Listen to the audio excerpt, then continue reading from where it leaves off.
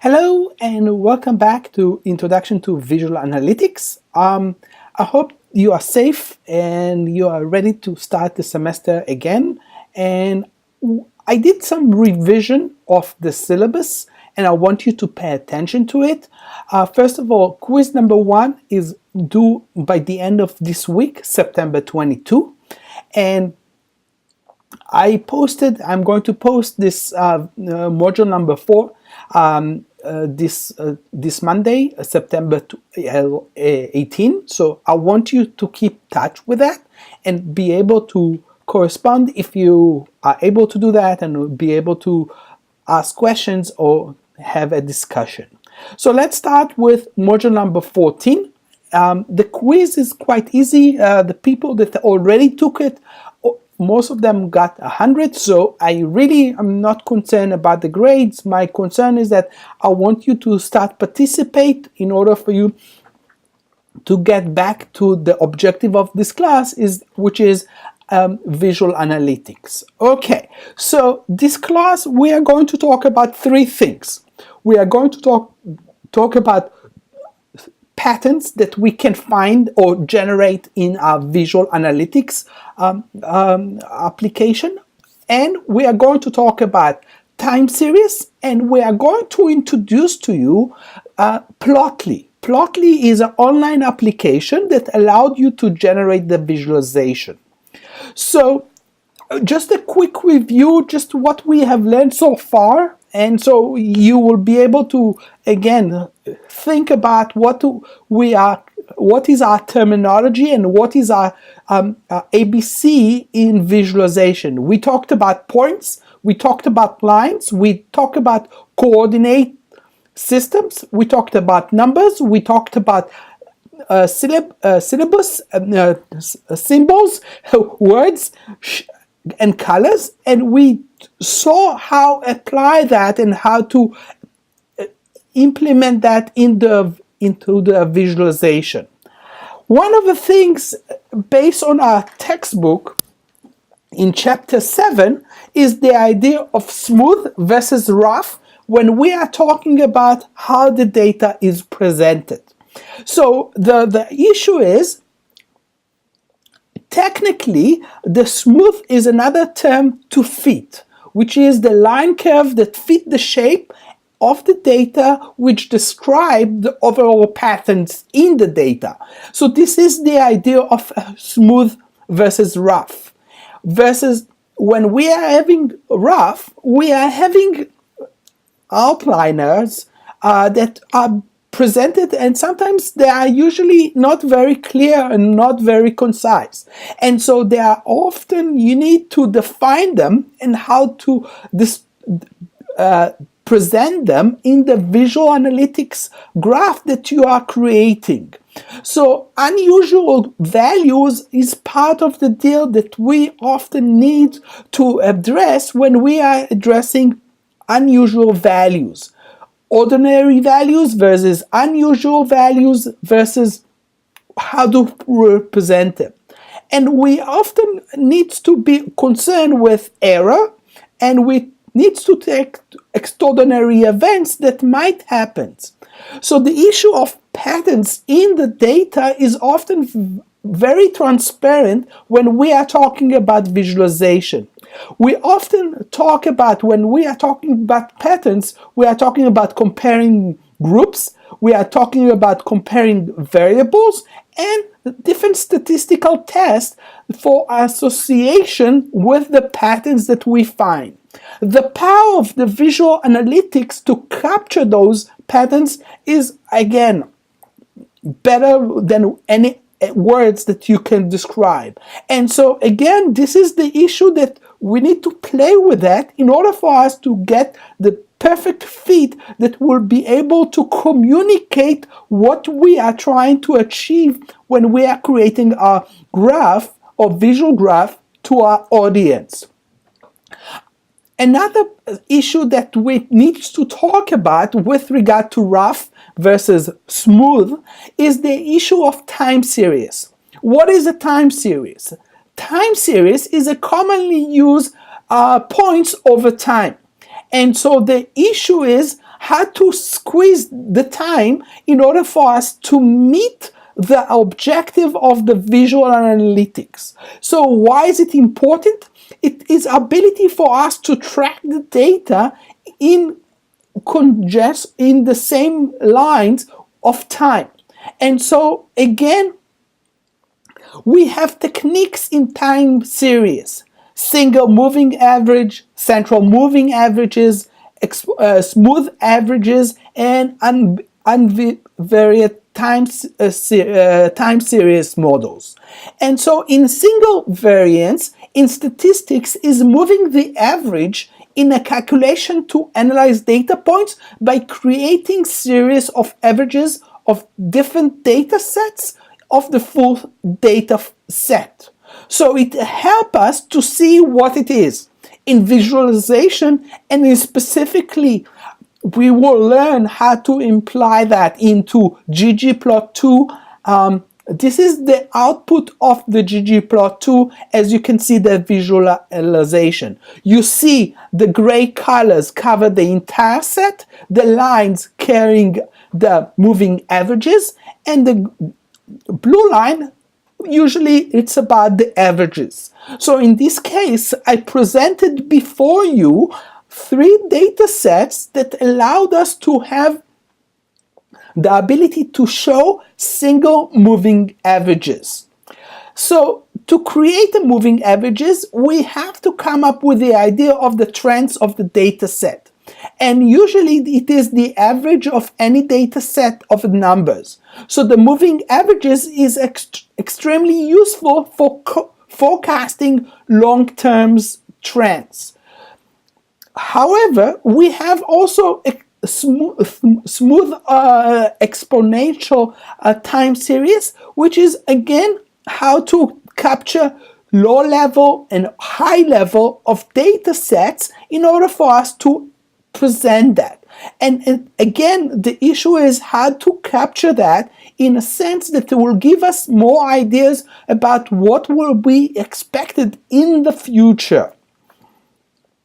Another way of us to capture data set is univariate time series, which refers to a time series that consists of single observation recorded sequentially over equal time increments, which means that we are recording the time, but we are going to pay attention to specific set of the data. And in this case below the visual, you can see that from 2007 to 2009, I highlight not only the averages, but also I applied the entire data set, and I gave it another dimension of colors to show what I'm trying to focus on when I present this idea to the general public. There is 6 design patterns in data sets. We are talking about trends, we are talking about variability, we are talking about range of change, covariation, circles, and the last one, we will see what is it intends. So the first one is the trends. We are trying to capture the trends with regard to time series. And again, it brings you back to the idea of smooth versus rough. And the objective is that we don't want to show rough data, we want to show the smoothness of the data.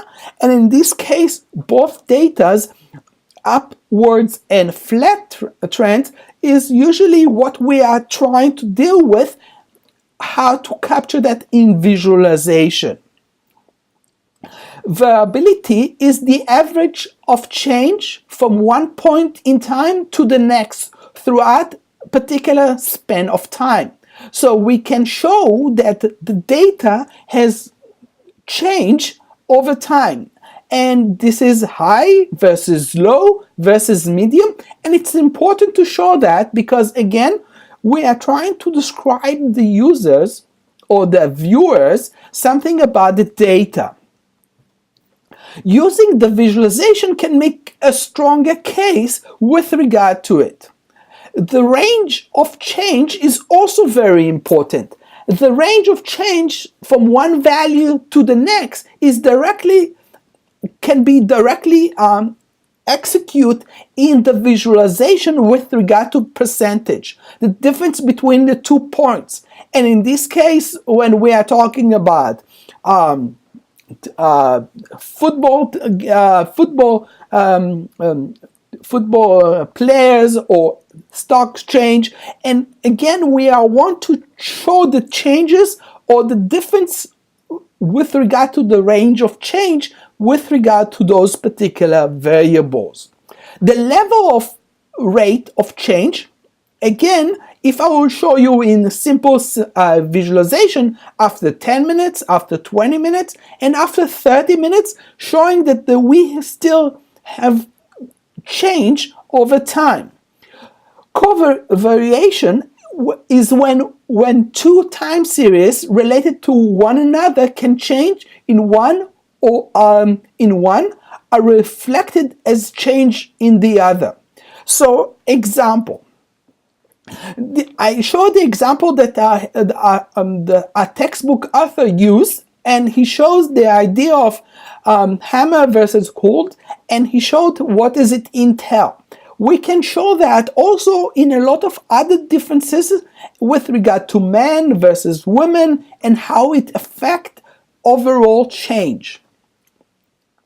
Circle is another way to present that. And in contrast to patterns that we saw before, circles are patterns that are repeated at a regular interval, such as on a daily basis, weekly, monthly, quarterly, and yearly. And in this case, I don't have specific circle. I made it a rectangle. But again, if you look closer, you will be able to see the circle that inside, which means repeated patterns in the data set. The last one that we are concerned about, according to our textbook, is the expectation reveal themselves in graph different depending on the nature of the relationship. So in this case, the time series may appear as value that are well above or below the norm, regardless how, again, mistake in spelling, how we define them. And so again, the issue is, think about the data that you analyzed and the same patterns of change throughout the time that are particular interest to you specifically. Take a few minutes to do this list, calling those patterns in mind when you bring it into the visualization. So what I did was I took it and I wanted to show you that in different time series display: line graph, bar graph, dot graph, radar graph, and heat graph or map. So in line graph, we are talking about plots, and in this case, we are able to display that quite nicely without any dimension or without any ability to see anything else. It's very clear, pointed to the focus on the line as the way to display that. And more collaborate or more ability to display more variables inside is the radar graph, which allowed us in this case present time in monthly. So again, the issue of time play that. However, just a cautious, some people see that as unclear with regard to what they need to show, and that's where the color needs to play a stronger part in order for them to shine.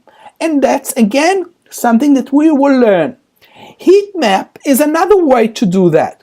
Heat map usually show patterns, and many of the heat map, if you look closely, it's about time series. So you have a series of vehicles in this case, and you have common ground to them, and you can apply time series into them.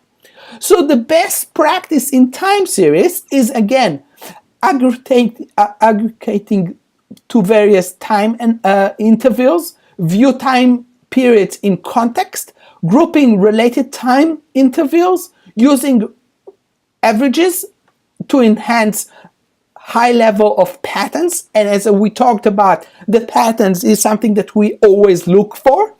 Obtaining missing value from a display, optimizing the graph aspect rationale, and using algorithm scale to compare the rates of change, and using overall. I will go over all those examples, best practices, example by one.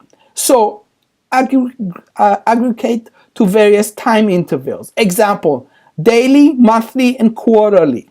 So in this case, again, the issue is the Facebook monthly and daily grow from 2009 to 2011. I took it from Read-Write website, and again, this is how to aggregate the various time into one component.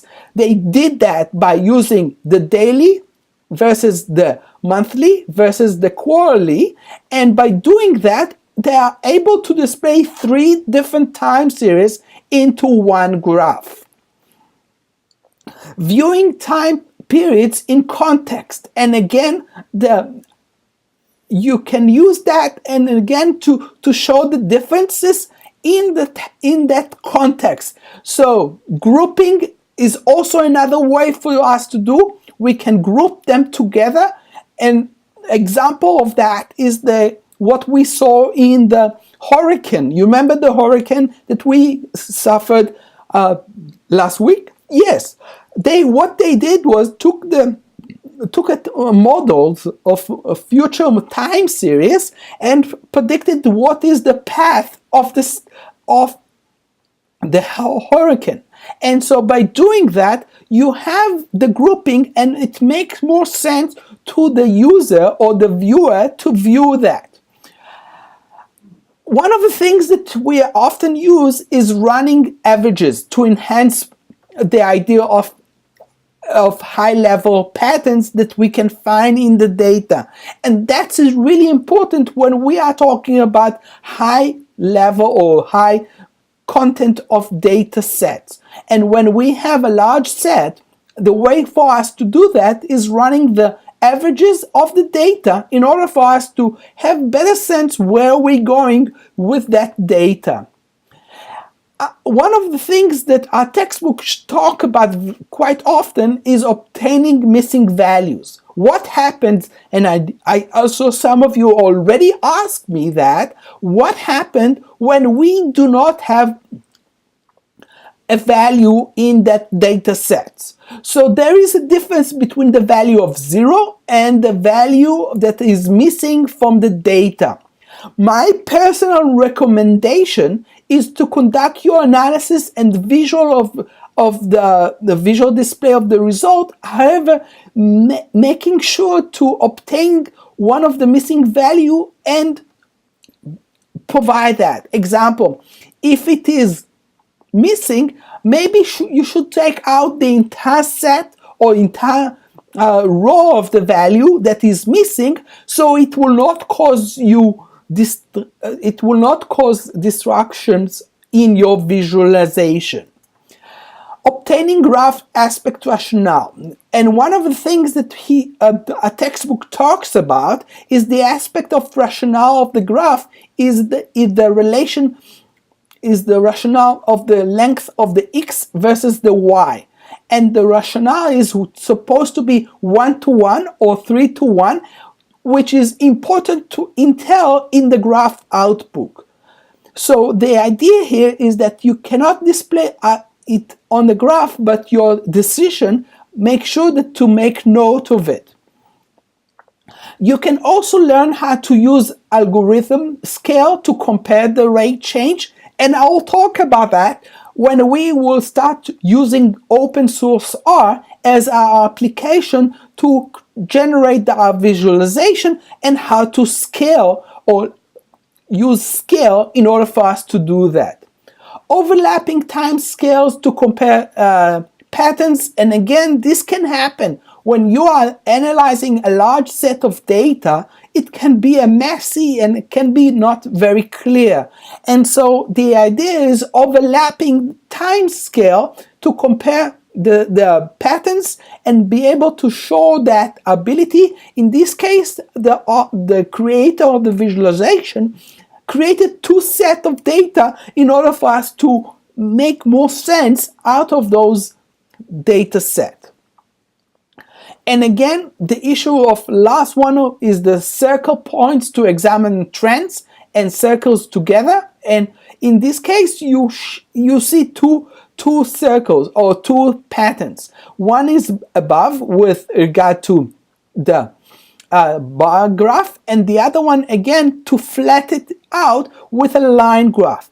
Those are the things for us to let the user knows what is going on with the data in order for them to make more sense out of the data. One of the recommendations of the textbook is to combine individual and compare the result from one another. So in this case, he compared the price of coffee in dollars, in pounds, and allowed us to have more sense what does it entail, how it one affecting another, again another dimension, another variables that we add into our visualization.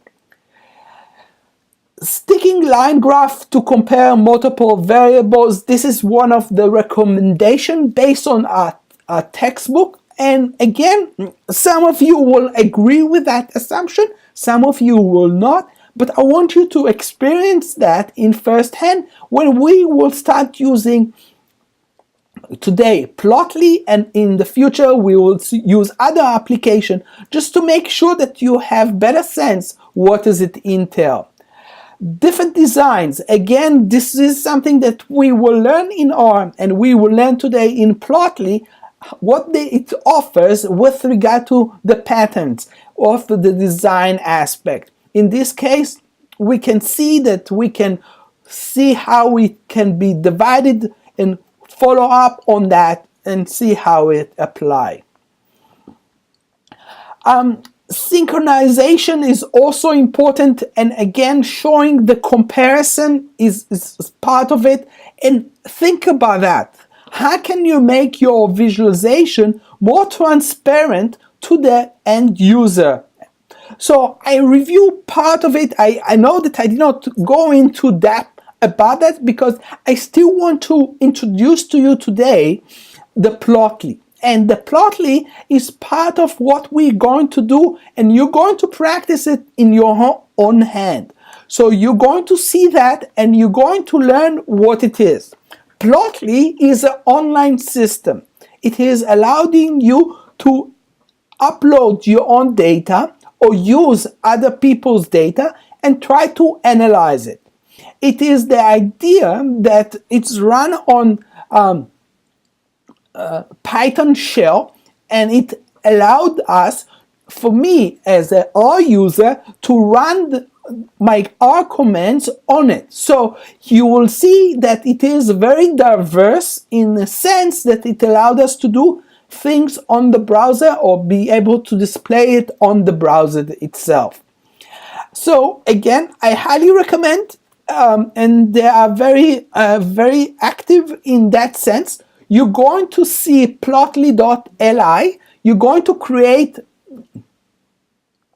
a sign in. You're going to create your own log in and log out, and you'll be able to see what does it entail. So in this case, input data. In this case, it was consist of timetable, and it consists of soldiers and what they did and how much. And as you can see, I was able to do that and be able to apply to it with that regard. One of the things that I really like about Plotly is that I can search to see what other people do. And there is a video of how to use Plotly, and I'll share it with you. But you can also see how the community used Plotly in that example smooth patterns that we discussed today. So in this case, this is how they see that. And if I will type time series, you will see how they usually users apply and learn how to do that. So in this case, I will show you first how to create the options that Plotly offers. For the business, they have the scatter plot, line plot, the bar plot, the area bar, and the pie. And the signs, we have error bar. We will talk about error bar, what this really means. We will talk about more in depth about heat map, about temporary plot, and we will see also 3D charts, line chart and surface chart, and we will also animation and time series.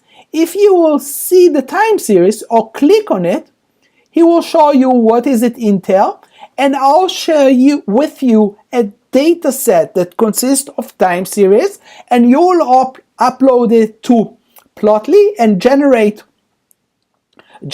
a visualization out of it. You will save the document and you will say it open because you don't want to pay, and you will export it. Export it, I recommend that you have different options and you can choose the size of the visualization that you want to do. And you can save it as PDF or any other form, and you will say download. And it will download the application to your computer, which is quite cool. We also have the ability to have more visual description of the data itself in the graph. And so they have allowed you to show it as dots or lines. You can change the colors if you like red. You can say the symbols or the borderline. You can have notes. There is no notation in this case. And I can say hello. And I will embed it into show. And this case, he will show specific points that I want to make. I can give the axis, the X and the Y more features, even though in this case he doesn't allow me to do. And I can add images to the background in order for you to do that. So again, it's the issue of what they're allowed with regard to free versus paid. Yes, it's going to be troublesome, but I hope that you will be able to play with that and be able to produce it. Your assignment for this class is that you're going to create a time series based on the data that I'm going to share it with you, or data that you like to create, and you're going to do a posting on the blog, on your blog, and you're going to discuss it. So until next time, I hope you enjoy it, and I hope you learn something new about patterns in the visualization and time series and Plotly. Until next time, I hope welcome back again, and I hope to see you next week.